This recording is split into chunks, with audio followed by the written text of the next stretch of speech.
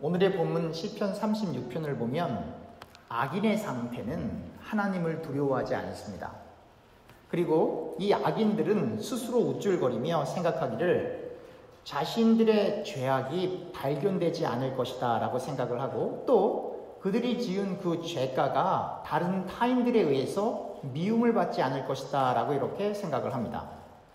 그 악인들의 입에서 나오는 말은 사악함과 그리고 속이는 것들로 가득합니다. 악인들은 지혜롭게 행동하지 못하고 선을 행하지 못하게 되어 있습니다.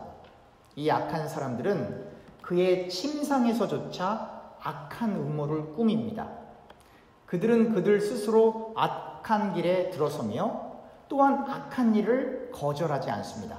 한마디로 오늘 본문에 나타나 있는 악인은 그 생각이 온통 악한 것으로 가득하여 하나님을 두려워하지도 경외하지도 않는 상태인 것입니다.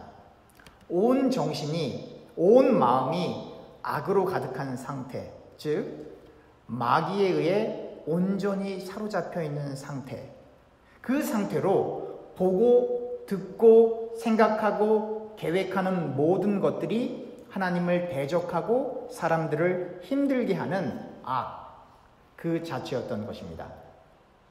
이 악한 사람들의 상황은 이스라엘 백성들에게서도 잘 나타납니다. 우리가 잘 아는 이사야 1장을 보면 유다 왕 우시야와 요담과 하하스와 히스기야 시대에, 그러니까 주전 약 787년경에서 697년경 사이에 아모스의 아들 이사야 선지자가 유다와 예루살렘에 관한 계시를 묘사하고 있습니다. 과거에 말씀드렸지만 통일 왕국이 분열된 다음에 북쪽과 남쪽으로 나누어졌습니다. 그래서 이스라엘을 북쪽을 북왕국 이스라엘이라 불렀고 남쪽을 남왕국 유다라고 불렀던 것입니다. 그러니까 이사야가 본 계시는 유다와 예루살렘, 즉 남왕국 유다에 관한 계시입니다. 우시야 왕, 그때 당시 남왕국 유다의 우시야 왕과 북왕국 이스라엘에는 여로보암 2세 때의 그 지형을 보면 지중해 연안으로 남쪽에, 즉 남왕국 유다 지역에서 지중해 바닷가 쪽으로 이렇게 서쪽에 블레셋이 있었고, 남왕국 유다와 북왕국 이스라엘의 국경성을 넘어서 동쪽으로는 암몬과 모압이 있었습니다. 이 당시 남왕국 유다가 하나님의 말씀을 얼마나 거역하고 그리고 그들 자신들이 부패했던지 이사야 1장 4절 이하에 보면 이렇게 기술하고 있습니다. 이사야 1장 4절입니다. 슬프다 범죄한 나라요, 허물진 백성이요, 행악의 종자요, 행위가 부패한 자식이로다. 그들이 여호와를 버리며 이스라엘의 거룩한 일을 만홀히 여겨 멀리하고 물러갔도다. 여기서 이스라엘의 거룩하신 일을 만홀히 여겨, 이 만홀히 여겨가 히브리 말로는 not인데요, spurn, treat with contempt. 이걸 한국말로 그냥 번역해버리면 쫓아내다, 패자 놓다, 경멸하다. 누구를요? 하나님을. 그러니까 이 온갖 악으로 가득한 상태, 바로 이 이스라엘 백성들의 그 악한 상태가 오늘 우리가 읽었던 시편의 내용과 비슷한 그러한 영적인 상태를 가리키고 있는 것입니다. 그런데 하나님의 자녀가 아닌 사람들이 이러한 악한 행동을 하게 되면, 악한 생각을 하게 되면, 악한 계획을 갖고 생을 살아가게 되면 하나님께서는 그냥 내버려 두십니다. 그래서 그들은 결국 이 땅에서 그렇게 포악하게 자신들이 원하는 대로 그렇게 하고 싶은 대로 생을 살아가게 되지만, 그러나 하나님의 자녀들이 만약에 이러한 악한 생각을 하고 악한 계획을 하고 악한 일들을 행하게 되면 하나님께서는 내버려 두시는 것이 아니라 회초리를 내십니다. 이사야 1장 6절입니다. 너희가 어찌하여 매를 더 맞으려고 폐역을 거듭하느냐. 온 머리는 병들었고 온 마음은 피곤하였으며 발바닥에서 머리까지 성한 곳이 없이 상한 것과 터진 것과 새로 맞은 흔적뿐이거늘 그것들을 짜며 싸매며 기름으로 부드럽게 함을 받지 못하였도다. 죄는 하나님을 믿지 않는 사람들만 지는 것이 아니라 하나님을 믿는 사람들도 죄를 짓습니다. 차이는 하나님을 믿지 않는 사람들은 죄를 지어도 이리저리 잘 피해서 잘 사는 것 같은데, 하나님의 사람들이 죄를 지면 하나님께서 반드시 회초리를 드십니다. 왜 하나님께서 회초리를 드실까요? 그것은 하나님께서 우리를 사랑하시니까 그런 거겠죠. 하나님께서 때때로 신자들에게 물질의 매, 건강의 매를 드실 때가 있습니다. 하나님을 저버리고 하나님의 말씀을 사모하지 않고 하나님과 상관없는 생을 살아가려고 이리 뛰고 저리 뛰고 할 때 사람에게 가장 중요한 물질의 매, 건강의 매, 때로는 자녀의 매를 드실 때가 있습니다. 신자들이 영적으로 점점 성숙해지면 우리 주변에 일어나는 모든 일들이 예사로 보이지 않습니다. 왜냐하면 하나님의 주권과 섭리를 벗어나서 일어나는 일은 이 세상 가운데 없기 때문입니다.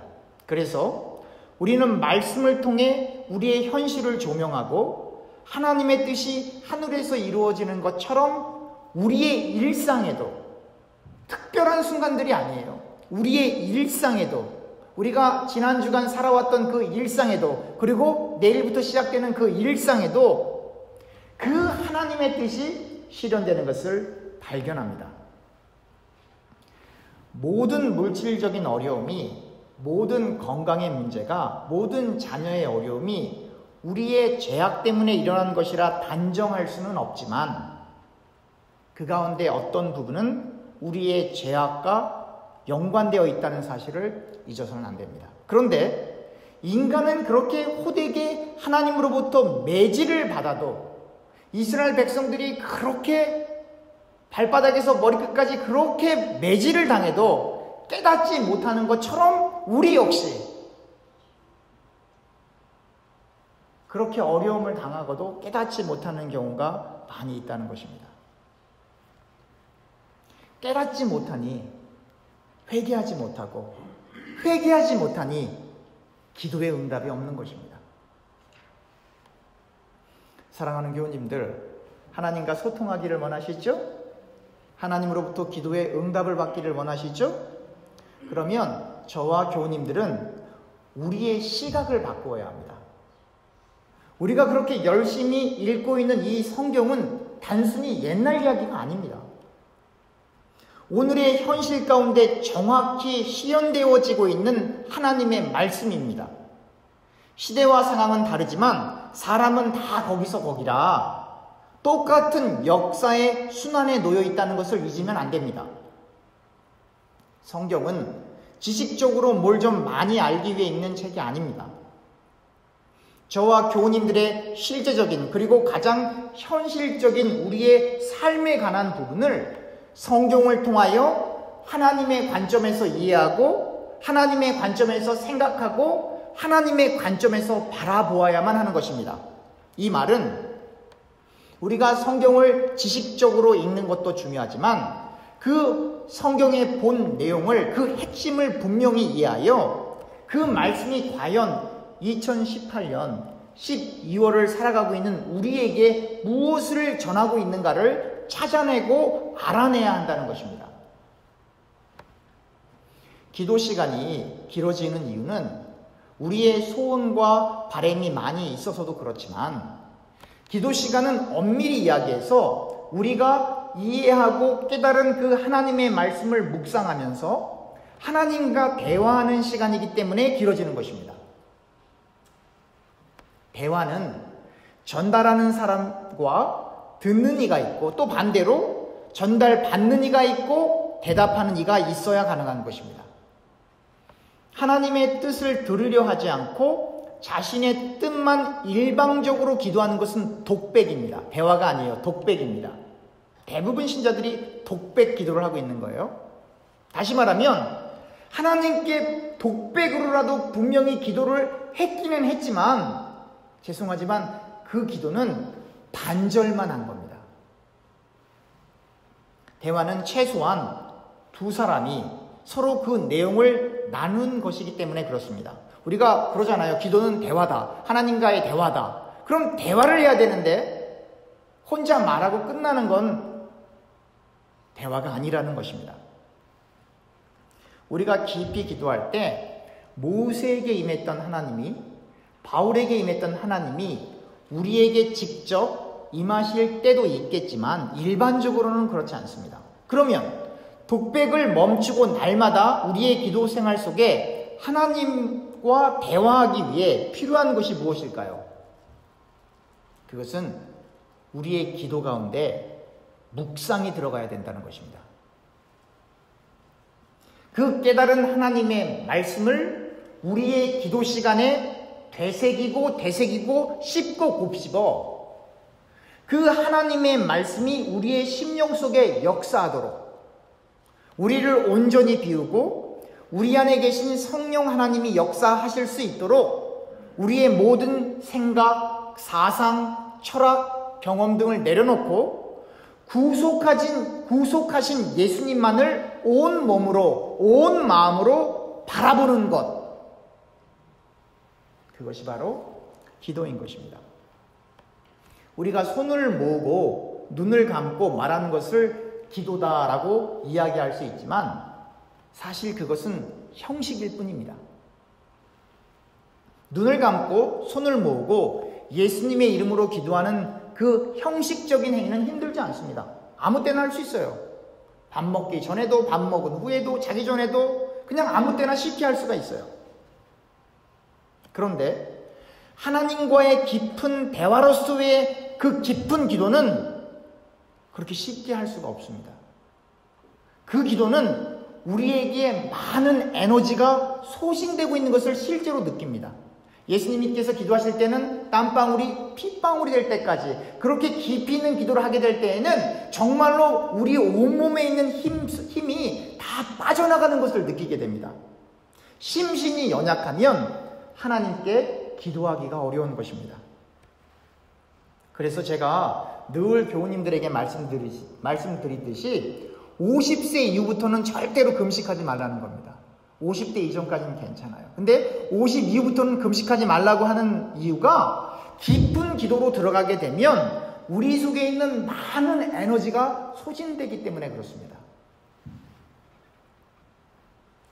교우님들과 제게는 말씀을 읽는 일과 기도하는 일이 가장 중요하다고 제가 계속해서 강조하는 이유 중에 하나는 우리가 다른 일을 다 한 다음에 즉 우리가 다른 일로 우리의 시간과 에너지를 다 소비한 다음에 그 짜투리 남은 시간으로 말씀을 읽고 기도할 수가 없어요.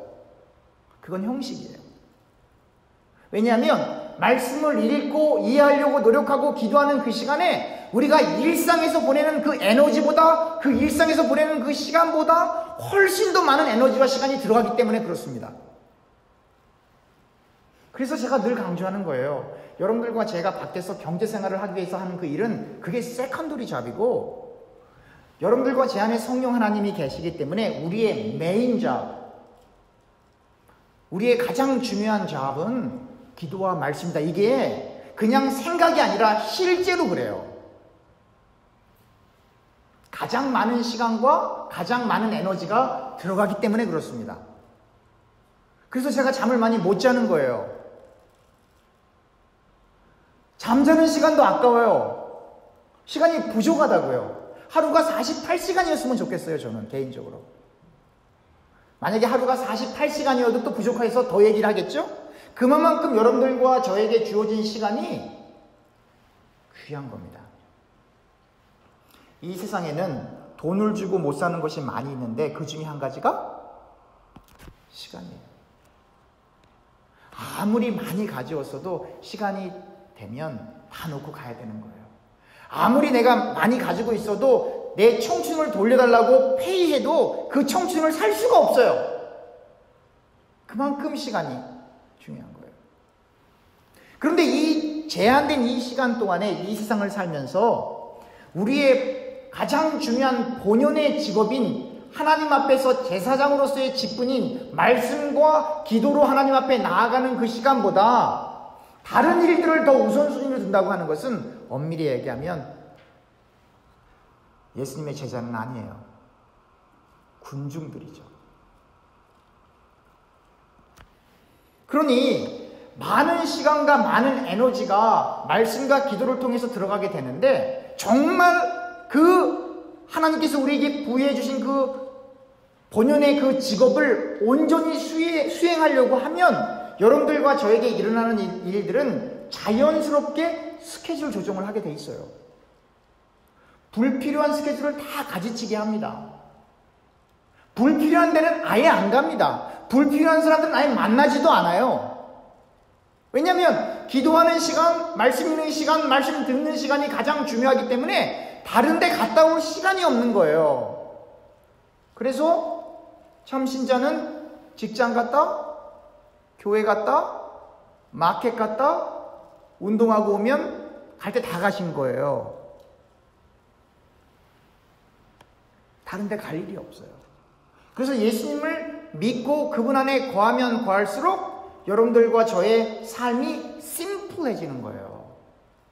왜냐하면 시간이 많이 없기 때문에. 이렇게 말씀과 기도로 우리가 정진할 때 늘 하나님을 경외할 수밖에 없어요. 우리가 말씀과 기도 속에 들어가 있지 않으면 하나님을 경외하지 않습니다. 하나님을 만홀히 여기죠. 하나님을 멸시하고 하나님을 모른 척하고 내 뜻대로 해놓고 하나님 뜻이라고 우기고 하나님과 전혀 상관없는 생을 그렇게 살아가게 되는 겁니다. 기도와 말씀이 없으면. 잘 되면 내 능력이라고 하고 안 되면 하나님 뜻이라고 하죠. 기도와 말씀이 없으면 이렇게 하나님을 멸시하게 되는 겁니다. 하나님의 말씀을 사모하며 사람들에게서가 아니라 하나님에게 인정받기 위하여 늘 기도와 말씀으로 하나님과 소통하게 되면 우리는 분명히 우리 안에 있는 악이 보입니다. 그리고 하나님의 뜻이 선명하게 보입니다. 불투명하지 않아요. 그리고 세상에 있는 악 또한 명확하게 보입니다. 그래서 하나님의 사람들은 선과 악이 분명하게 보여요.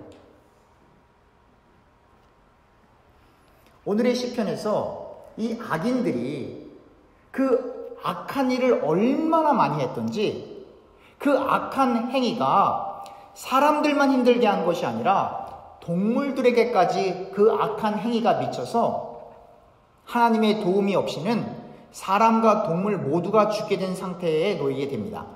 그래서 오늘의 본문 6절에선 말하기를 가장 높은 산들과 같은 의, 그 의와 대단히 깊은 바다와 같은 판단 혹은 심판을 가지고 계신 하나님께서 사람과 짐승을 보호하시고 지켜주신다. 혹은 구하여 주신다. 히브리 말로는 야사예요. deliver. 구하여 주신다라고 이렇게 기록하고 있습니다. 다윗이 기록하고 있는 것처럼 하나님의 사랑은 하늘까지 이르고 하나님의 신실하심은 공중에까지 이릅니다. 하나님의 변함없는 한결같은 사랑이 대단히 귀하여 사람들이 하나님의 날개 아래 피하게 되는 겁니다. 그러니까 하나님의 날개 아래 피한다라고 하는 것을 2018년 12월을 살아가는 우리에게 그게 뭐냐 이 말이에요. 하나님의 날개 아래 우리가 어떻게 피하냐 이 말이에요. 하나님의 날개가 보이는 것도 아니고.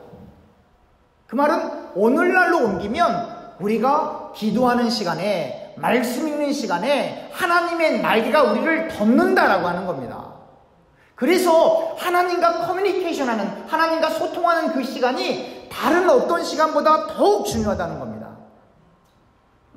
대통령을 만나는 것보다, 시장을 만나는 것보다, 국회의원을 만나는 것보다, 세상에서 아무리 훌륭하고 재력이 많고 멋있는 사람을 만나는 것보다 하나님을 만나는 시간이 가장 중요한 것임을 우리가 다 알고 있다고 한다면 여러분들과 저에게 있어서 가장 중요한 시간이 무엇이겠습니까? 기도하고 말씀 읽는 시간이에요.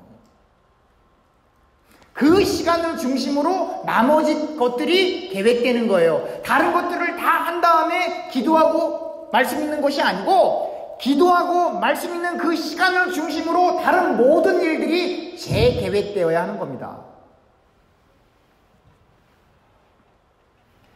이렇게 기도와 말씀 안에 하나님의 날개 아래 피한 사람들, 다시 말하면 하나님을 구원자로 믿고 하나님만이 이 악한 사람들로부터, 이 악한 세력들로부터 자신들을 구원해 주실 수 있는 유일한 분이라고 믿는 사람들에게는 하늘의 귀한, 하나님의 귀한 은혜가 임하고 있음을 오늘의 본문 8절에서 기록하고 있습니다. 즉 하나님께로 피한 사람들은 하나님 집에 있는 풍성함으로 풍족해 될 것이고, 하나님께서는 이 피한 사람들에게 하나님의 기쁨의 강으로부터 물을 마시우게 하신다는 것입니다.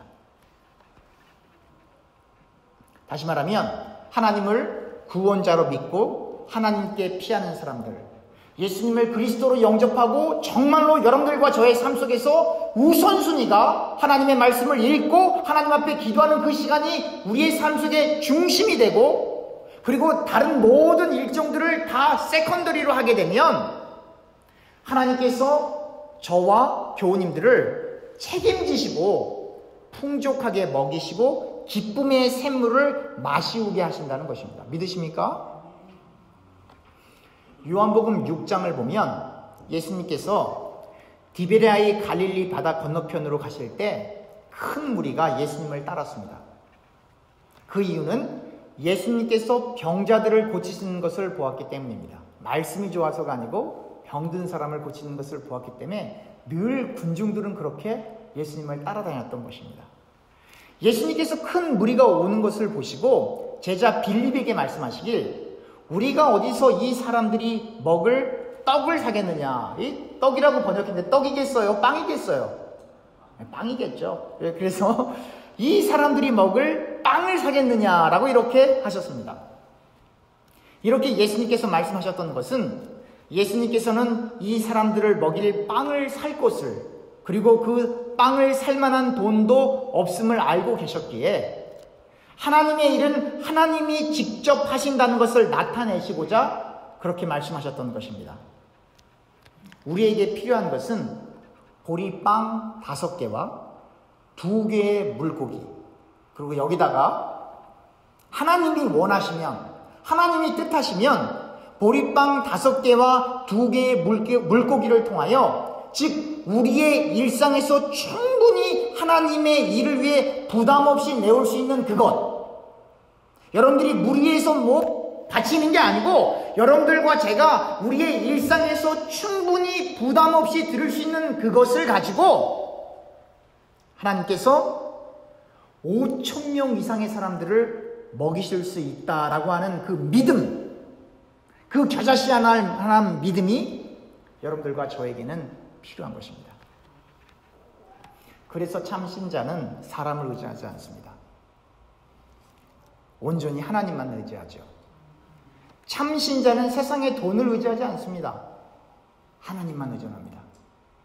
참 신자는 세상의 권력과 힘을 의지하지도 무서워하지도 않습니다. 왜냐하면 우리가 경외하고 우리가 의지할 분은 하나님 한 분뿐이기 때문에 그래요. 그래서 세례 요한이 바른 소리 하다가 감옥소에서 목 잘려 죽더라도 끝까지 바른 소리하고 아버지 품에 안기는 거예요. 왜냐하면 하나님만 경외하는 사람은 세상에 아무리 권력 있는 사람이라 할지라도, 세상에 아무리 권력 있는 세력이 있다 할지라도 안 무서워해요. 그게 선지자적 사명이에요. 이 시대의 선지자들은 다 어디 갔습니까?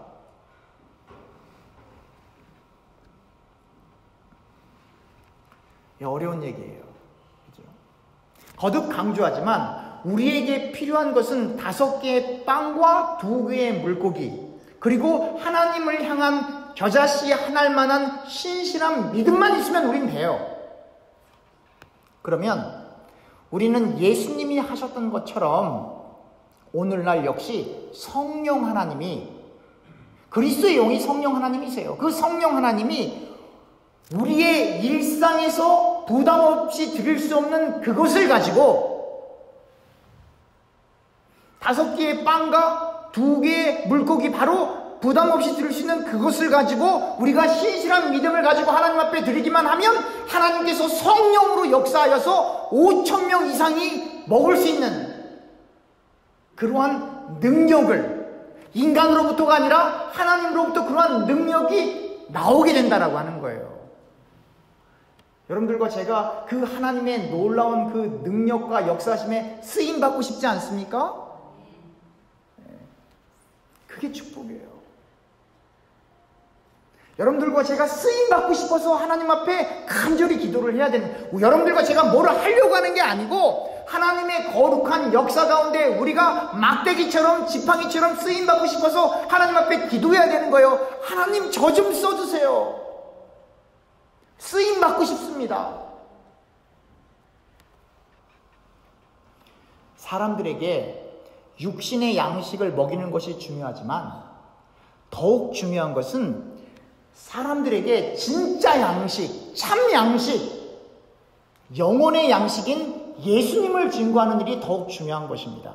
예수님을 전하여 그분들이 예수님을 영접하고 생명의 말씀을 읽고 하나님 앞에 기도하는, 하나님과 소통하는 그 시간을 갖게끔 우리가 도울 수만 있다면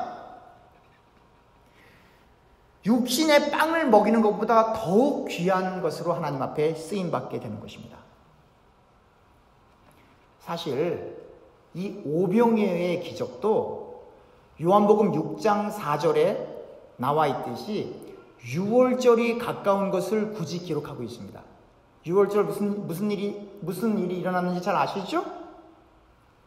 또한 예수님께서 요한복음 6장 35절에 자신을 생명의 떡으로 소개하는 것을 보게 됩니다. 한번 찾아보죠. 요한복음 6장 35절입니다. 예수께서 이르시되 나는 생명의 떡이니 내게 오는 자는 결코 줄이지 아니할 터이요 나를 믿는 자는 영원히 목마르지 아니하리라.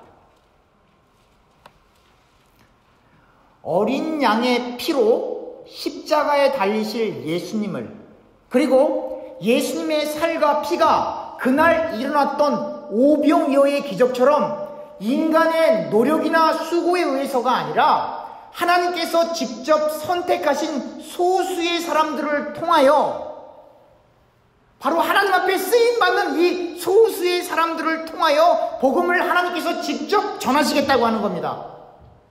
여러분들과 제가 이 소수의 사람으로 쓰임받을 수 있기를 축원합니다. 그러니까 오병이어의 기적 그 자체가 예수님의 죽으심을 상징하고 있는 거예요. 5,000명 이상이 다 빵을 먹었대가 중요한 게 아니고 그렇게 무상으로 빵을 먹었던 것처럼 예수 믿으면 생명의 떡을 믿어 천국에 갈 수 있다고 하는 것을 암시하고 있는 겁니다.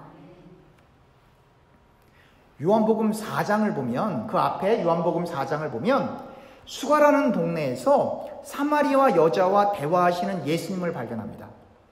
예수님께서 사마리아 여인에게 말씀하시길 이 우물에 있는 물을 마시는 사람은 다시 목마르려니와 예수님이 주시는 물을 마시는 사람은 영원히 목마르지 아니할 것을 말씀하십니다. 뿐만 아니라 예수님이 주시는 물은 그 속에서 영생하도록 솟아나는 샘물이 된다라고 말씀하십니다. 무슨 말씀을 하시고 계신 거죠, 예수님이?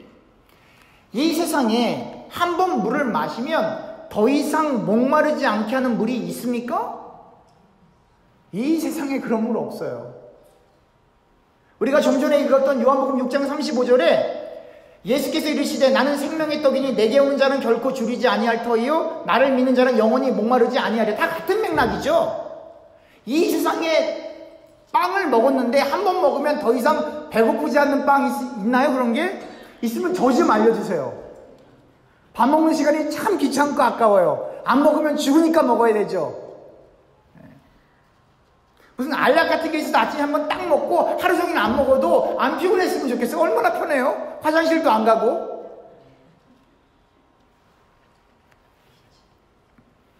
이 세상에는 그런 한 번 마시면 더 이상 목마르지 않고 한 번 먹으면 더 이상 배고프지 않는 그런 물질이 없습니다. 다시 말하면 이 말은 이 세상이 아닌 천국을 의미하고 있는 겁니다. 예수님이 주시는 물을 마신다는 것은 바로 예수님을 믿는 것을 의미합니다. 예수님이 주시는 물을 마시는 사람, 즉 예수님을 구주로 영접한 사람은 천국에서 영원히 목마르지 않겠다는 겁니다. 천국에서 영원히 배고프지 않겠다는 것입니다. 천국에서 영원히 눈물을 흘리거나 시기하거나 슬프거나 화나는 일 없이 영원토록 안식하겠다는 이야기입니다. 그 천국 가고 싶으시죠? 오늘의 본문 시편에서 이 하나님의 기쁨의 강물을 마신 사람들, 이 하나님의 기쁨의 강물이 곧 요한복음에 나오는 예수님께서 말씀하신 그 생명의 물이 되는 거예요. 생명의 떡이 되는 거예요.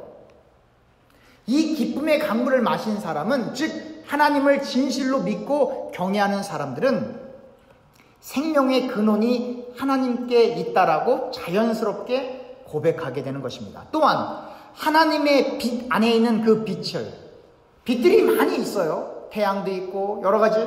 그러나 하나님 안에 있는 그 빛, 진리의 빛, 그 빛을 보게 된다라고 하는 것입니다. 다윗은 하나님을 아는 사람들에게 계속해서 사랑을 베풀어 달라고 그렇게 기도를 합니다. 또한 하나님의 의를 마음이 정직한 사람들에게 계속해서 베풀어 달라고 이렇게 기원하고 있습니다. 그 이유는 하나님의 사랑이 없으면 인간은 지속적으로 하나님을 아는 지식을 사모하기가 어렵고, 하나님의 의가 없이는 인간은 그 마음의 정직을 유지하기 어렵기 때문입니다. 그러니까 하나님이 우리 가운데서 떠나가시면 우리는 자연스럽게 기도와 말씀에 집중하지 않고, 정의를 행하지 않고, 거짓을 행사하여 머리끝에서 발끝까지 하나님 앞에 회차리를 맞을 만큼 그렇게 타락하게 된다는 이야기입니다. 누구도 예외가 없어요. 거꾸로 이야기하면 여러분들과 제가 생을 살아가는데 기도와 말씀이 우리의 삶의 중심에 없다라고 한다면 종아리 맞을 날이 가깝다는 이야기입니다.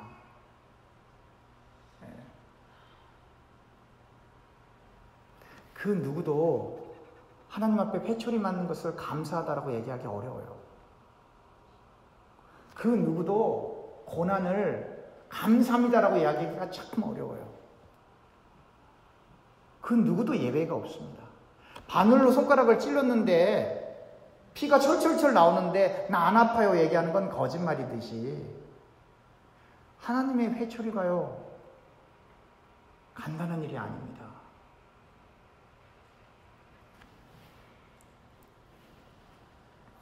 그렇기 때문에 하나님을 경외해야 되는 이유 중에 하나가 하나님의 철저한 인도를 받아야 되기 때문에 그렇습니다. 하나님 없이 인간은 부패할 수밖에 없고, 하나님 없이 인간은 울리는 꽹과리에 불과하며, 하나님 없이 인간은 바람에 날리는 겨에 불과한 겁니다. 하나님만을 의지하고 하나님만을 사랑하고 하나님만을 따를 때 우리는 하나님의 형상을 예수님을 통해 회복하게 되는 것입니다. 즉 예수님을 닮고 싶은 심정이, 그 마음이 우리의 내면 가운데 일어나게 되는 것입니다. 예수님이 가신 길을 조금이라도 가고 싶은 것입니다. 거룩한 소망이요, 거룩한 열정이 우리의 심령 속에서 터져나오는 것입니다. 에베소서 4장 22절에서부터 24절을 보면 이렇게 쓰여 있습니다. 너희는 유혹의 욕심을 따라 썩어져가는 구습을 따르는 옛사람을 벗어버리고 오직 너희의 심령이 새롭게 되어 하나님을 따라 의와 진리의 거룩함으로 지으심을 받은 새 사람을 입으라. 또한 고린도 후서 5장 17절 보면 그런즉 누구든지 그리스도 안에 있으면 새로운 피조물이라. 이전 것은 지나갔으니 보라 새 것이 되어도다. 이 말은 여러분들과 저는 예수님을 우리의 구주로 믿음으로 말미암아 새 사람을 옷 입는 거예요. 새로운 피조물이 되어 새 것이 되었다는 것입니다. 즉 예수님을 닮고 싶은 뜨거운 열정이, 예수님의 말씀을 지키고 싶은 깊은 신앙심이, 예수님이 말씀하신 영혼에 이르는 샘물이 우리의 심령 속에 흘러나오는 하나님의 형상의 회복을 경험하게 되는 겁니다. 그러니까 여러분들과 제가 정말로 예수님을 닮고 싶으면 기도할 수밖에 없어요. 정말로 예수님을 사랑하면 말씀을 읽을 수밖에 없어요. 그러니까 말씀과 기도에 여러분들과 제가 정진하지 않으면 예수님 시대에 서기관들, 바리새인들, 사두개인들, 레위인들, 이 회칠한 무담아 독사의 자식들아라고 예수님께 그렇게 혼났던 그 사람들의 모습인 거예요. 여러분들과 제가 기도하지 않으면, 말씀을 가까이 하지 않으면, 기도와 말씀이 여러분들과 저의 인생에 있어서, 삶에 있어서, 하루에 있어서 가장 중요한 부분으로서 자리매김하고 있지 않으면 껍데기들 뿐이라는 얘기예요. 그리고 그 껍데기들은 천국 못 가요. 알곡만 모아서 곳간에 거두고 겨들은 영원히 타지 않는 불 가운데 던지신다고 말씀하셨어요. 주의 이름으로 이런 일을 하고 저런 일을 하여도 내가 너희가 도무지 누군지 모르겠다라고 말씀하신 예수님의 말씀을 우리가 생각을 해봐야 되는 거예요. 그 말은 우리가 말로는 예수님을 믿는다라고, 겉으로는 형식적으로는 예수님을 믿는다라고 이야기하는 것 같지만 실상의 내용은 예수님을 믿고 있지 않다라고 하는 걸 반증하고 있는 거예요. 이 말은 우리의 어떤 행위나 종교적인 행위로 구원을 받는다라고 얘기하는 것이 아니라 믿음으로 구원을 받는 것이 분명한데, 그 믿음이라고 하는 것은, 우리가 정말로 예수님을 믿는다라고 하는 것은 우리의 삶 속에 행함의 열매로 드러나게끔 되어 있다라는 이야기입니다. 예수님이 우리를 위해 죽으시고 부활하신 것을 진실로 믿는 사람이 어떻게 기도하지 않습니까? 예수님이 우리를 위해 죽으시고 부활하신 그 사건을 믿는 사람이 어떻게 말씀 있는 시간을 게을리합니까? 그것을 집중하지 않고 게을리한다는 이야기는 아직 예수님을 만나지 못했고 예수님이 누군지 모르고, 그리고 그 십자가의 사건이 무엇인지 모르기 때문에 그냥 머리로는 알고 있고 지식적으로는 알고 있지만 실제로 그 사건이 나에게 영향력을 전혀 미치고 있지 않기 때문에 결국은 모르고 있다는 이야기입니다. 그래서 예수님을 더 엄밀히 얘기하면 안 믿고 있는 거예요. 믿는 척하고 있을 뿐이지.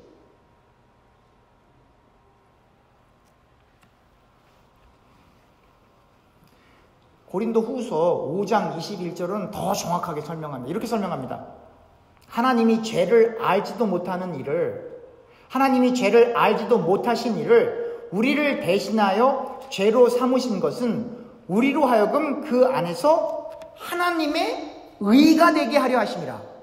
이 말은 무슨 말이냐면, 여러분들과 제가 예수님을 믿으면 여러분들과 저는 하나님의 의가 되는 거예요. 그런데 하나님의 의가 말씀을 가까이 하지 않고 기도하지 않으면 그게 어떻게 하나님의 의가 될 수가 있겠어요? 그 말은 예수 아직 안 믿고 있다는 이야기예요. 그래서 제가 언젠가 말씀드렸잖아요. 우리가 전도해야 될 대상이 두 종류의 사람들이 있어요. 하나는 아예 하나님 없이 자기 마음대로 살아가는 사람들.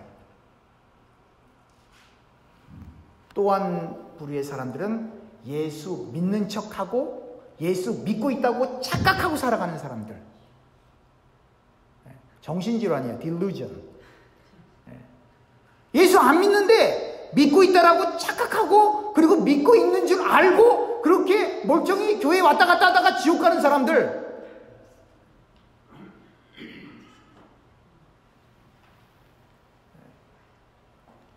그러니까 회개가 없는 거예요. 하루에 얼마나 많은 사람들이 세상을 떠납니까? 총기 사고로 세상 떠나는 사람들보다 교통사고로 세상 떠나는 사람들이 훨씬 더 많은 시대에 우리가 살아가고 있어요. 출퇴근하면서 제가 프리웨이 보면 하루에 한 번도 빼놓지 않고 토탈 로스, 완전히 차가 파열되어 있는 것들을 얼마나 많이 보는지 알 수가 없어요. 그 안에 운전하고 있는 사람들은 어떻게 됐는지 상상이 가요. 신문을 보세요. 얼마나 많은 사건들과 얼마나 많은 사람들이 여러 가지 재난과 사고로 생명을 잃습니까? 나는 아닐 거라고 왜 생각하는 거죠, 그런데? 왜 나는 영원히 이 땅에서 살 것이라고 착각하고 사는 거죠? 우리 정말로 예수님 잘 믿어야 돼요.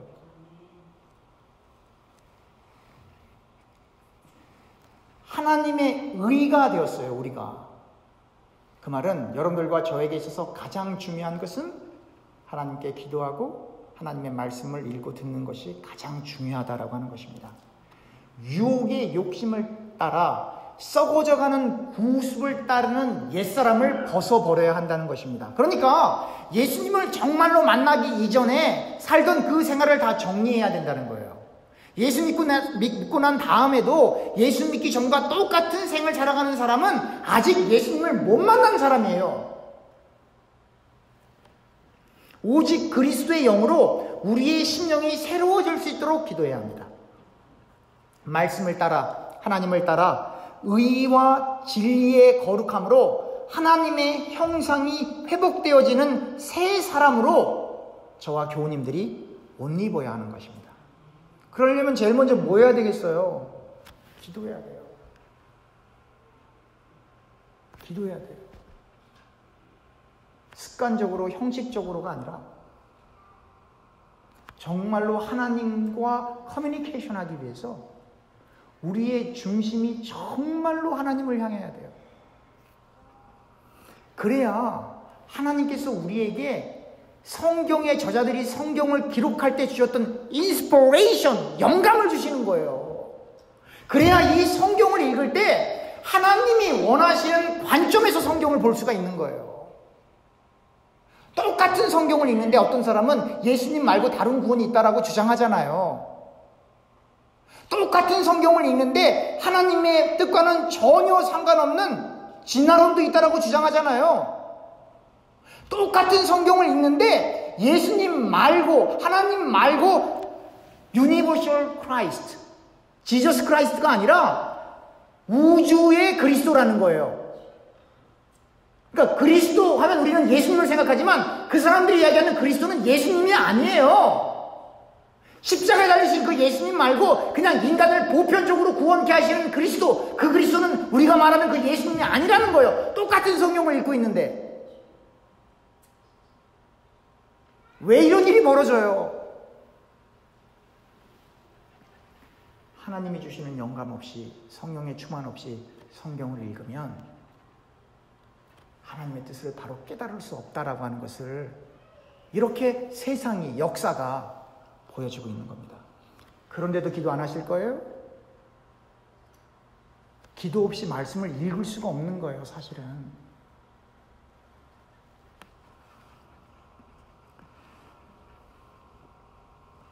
오늘 본문에서, 시편에서 다윗은 하나님께 교만한 자의 발이 자신의 발에 이르지 못하게 하시고 악한 사람의 손이 다윗 자신을 쫓아내지 못하게 해달라고 기도합니다. 또한 악을 행하는 사람들이 어떻게 넘어져 있는지를 보세요, 하나님이라고 이렇게 이야기하며 강한 어조로 이 악한 사람들이 엎드러져서 일어나지 못해야 한다라고 선포합니다.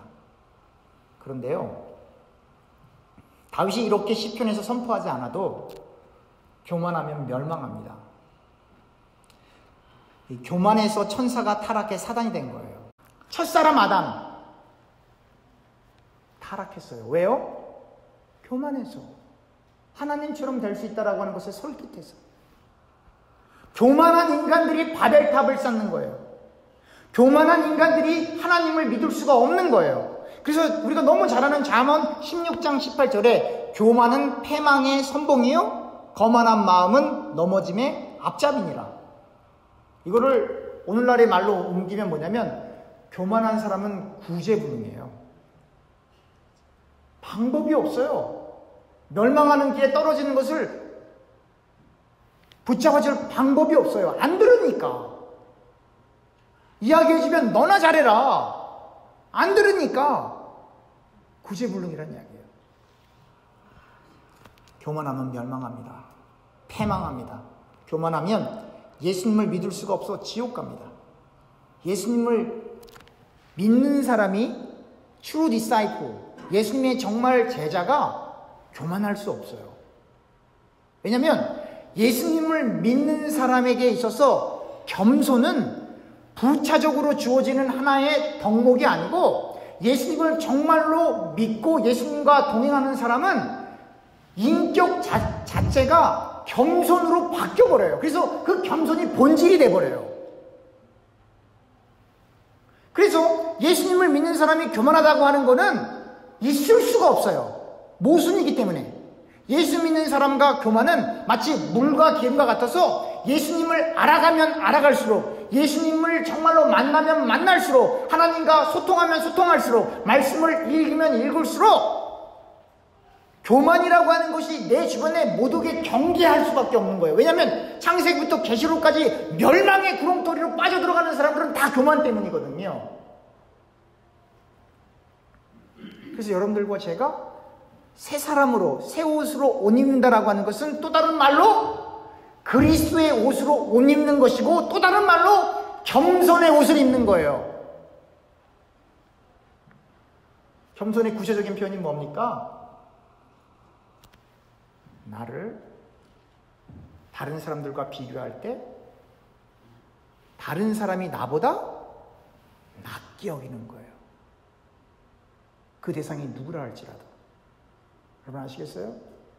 상대가 나보다 훨씬 나은 사람이에요. 그 사람이 누구라 할지라도. 예수님께서 더 적나라하게 말씀하시잖아요. 이 작은 소자에게 한 것이 누구에게 한 거다? 누구에게 한 거다? 예수님에게 한 거다. 만약에 여러분들과 제가 사람들을 대할 때 내가 너보다 더 잘난 사람이야 라고 생각하는 그 사람은 이미 예수님을 무시하고 있는 거예요. 오늘 본문에서 이스라엘 백성들이 그렇게 부패했던 거, 하나님을 만홀히 여겼던 거, 스폰했던 거, treat with contempt, 하나님을 경멸했던 거, 그거를 우리가 하는 거예요. 그래서 하나님을 사랑하는 사람이 이웃을 사랑하라, 그 얘기는 두 개가 같은 거예요. 하나님을 사랑하면 이웃을 사랑할 수밖에 없어요. 하나님을 사랑하면 겸손할 수밖에 없어요. 왜냐하면 그 소자들이 결국 그 사람들을 대하는 것이 예수님을 대하는 것이기 때문에 그런 거예요.